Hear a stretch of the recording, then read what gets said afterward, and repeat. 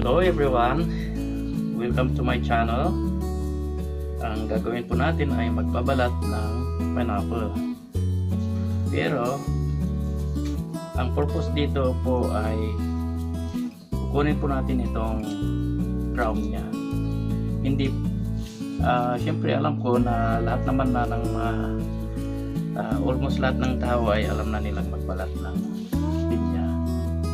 So hindi po yun ang i-demonstrate ko, kundi yung kung paano natin, saan natin gagamitin itong crown niya.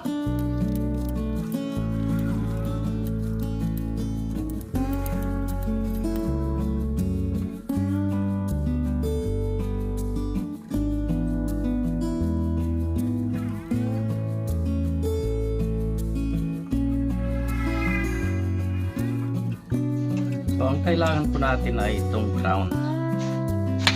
Alisin po natin.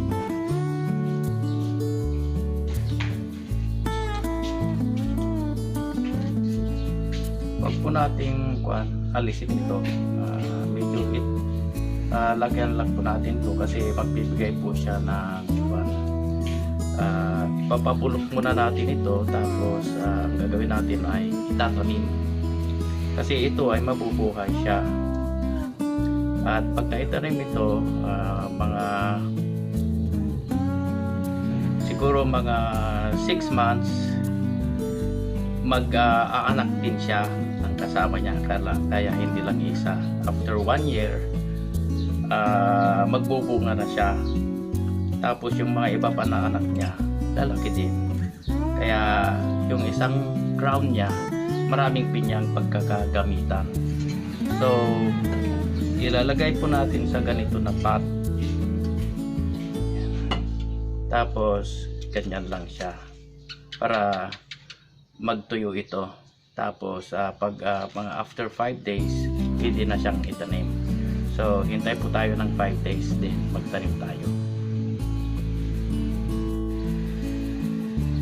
After 5 days, ito na po yung ating pineapple crown. So medyo dito medyo nabubulok na po sa taas, pero okay lang kasi sa loob nito may mga roots na siyang nagpo-form ito, kaya itatanim na po natin.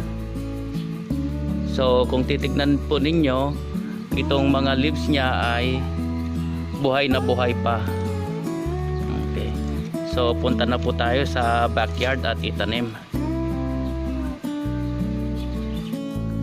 So nandito na po tayo sa aming backyard at ito po yung una kong itananim ng mga kuwan pa lang nung mag-lockdown. So mga kuwan na ito, 1 month po siya. So gustong gusto po niya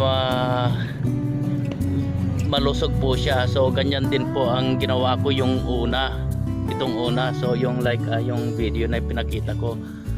So itatanim na po natin ito sa mga kuwan, mga 4 to 5 feet away. Pwede rin mas malapit, kaya lang maraming damo dito, kaya ito ang nakita kong space na pagtaniman. Hindi po siya malalim, tapos ipapatong lang na ganyan. Ito medyo malalim pa, kailangan po nakalabas pa rin yung crown.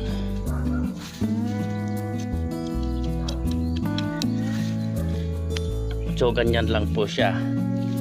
Tapos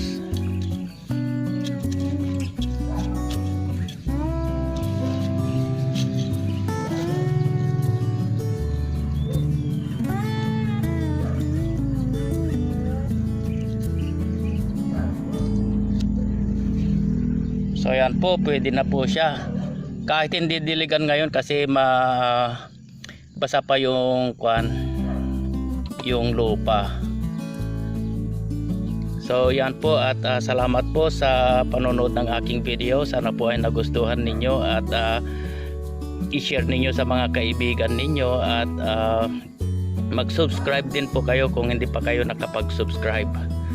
At ito mga few months ibibigay ko or magbibideo po ako ng kanya, yung update po niya kung ano na po siya.